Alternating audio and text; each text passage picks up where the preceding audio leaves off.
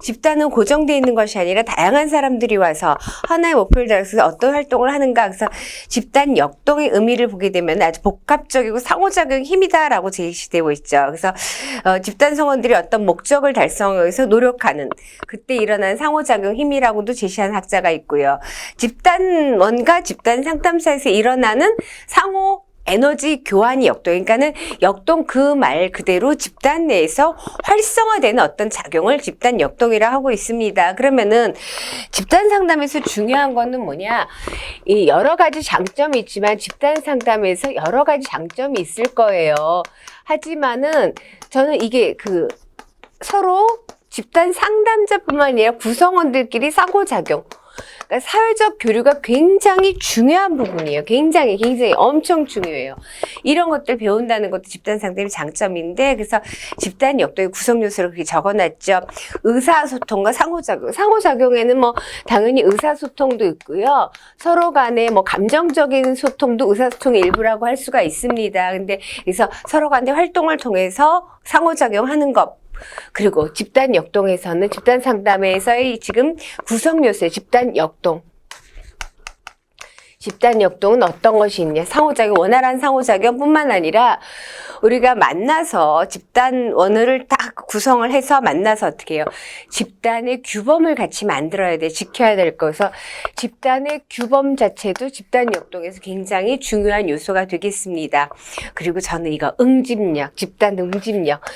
집단의 응집력이라는 건 결국 이 집단의 응집력, 저는 이렇게 표현하죠. 이 집단의 응집력, 반짝반짝반짝. 매력이 있어야지 상호작용도 하고 규범도 잘 지키고 하겠죠. 물론 매력 없어 규범도 당연히 지켜야겠지만 상호작용을 잘하기 위해서는 집단에 참여하고자 매력이 있어야 돼. 다시 말하면 집단 구성원들이 잘 똘똘 뭉치는 응집력이 굉장히 중요해요. 뿐만 아니라 우리가 규범을 안에서도 그렇지만은 집단이기 때문에 우리가 어떤 통제라는 거, 규범 안에서뿐만 아니라 어떤 사회적 통제를 제대로 지키는 것, 사회적 통제 부분, 통제도 집단 역동에서 중요한 요소를 차지하게 됩니다. 그리고 이 상호작용이라든가 규범이라든가 응집력이라든가 이런 것들 모두 포함할 수 있는 것이 무엇이냐면은 우리가 집단 문화예요. 어떤 집단에 우리가 여러분들이 입직을 하셨든 간에 아니면은 학교든 간에 저는 이제 많은 강의를 하다 보니까 동일한 강의 내용을 듣는 학생들이 다양하게 와요.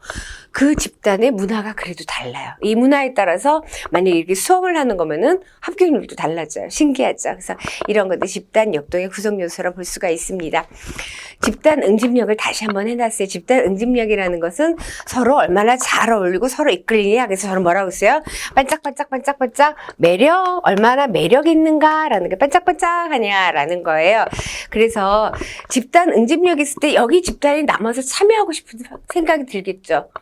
그런 것들을 발휘하는 거. 그래서 집단 내 활동에 전반적인 영향을 미친다라는 거예요. 그래서 집단이 존재하려면 최소한의 응집력은 있어야겠죠. 응집력이 없으면은 집단을 떠나게 되겠죠.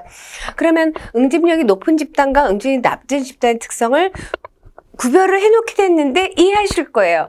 응집력이 높은 집단은 활성화가 돼서 적극적으로 참여하게 되겠고 응집력은 낮은 집단은 겨우겨우 하게 되겠죠. 그래서 보게 되면 일단은 집단 상담에서는 이 동그라미 다시 한번 그려볼까요? 집단원들, 땡땡땡 집단원들이 있어요. 집단원들이 있으면 이들이 처음 만나갖고 어떻게 해요? 내가 이 집단에 참여하겠노라 하고서 만났어요. 그럼 어떻게 해요?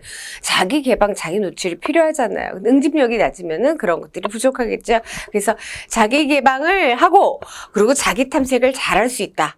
뿐만 아니라 서로 간의 감정 교류뿐만 아니라 여러 가지를 나눈다라고 했어요. 의사소통에서 고통도 나누고 자연스러운 분위기에 집단할 때 적극적인 참여도 하고 그 다음에 내가 의사소통을 잘한다는 건요. 타인의 얘기도 잘 들어주는 것도 중요해요. 또 하나 어떻게 내가 내 표현도 잘하는 거. 집단 상담에서는 말을 너무 못해도 안 돼요. 그래서 우리가 개인 상담에 적합하냐 집단 상담에 적합하냐 할 때 보면은 극도로 대인 간에서 불안을 느껴서 말을 못하는 사람은 집단 상담하기 힘들어요. 근데 살짝 불안한 사람, 살짝 소심한 사람은 오히려 집단 외에서 어떻게 대인관계에서 얘기를 하는 거를 배울 필요가 있어요. 사회적 교류를 배울 필요가 있지만 극도로 불안감을 느끼면 힘들거든요. 그래서 응집력이 높을 때는 자기 얘기도 잘하고 생각도 잘 표현하고 그리고 서로 잘 받아들여주는 거 있는 그대로.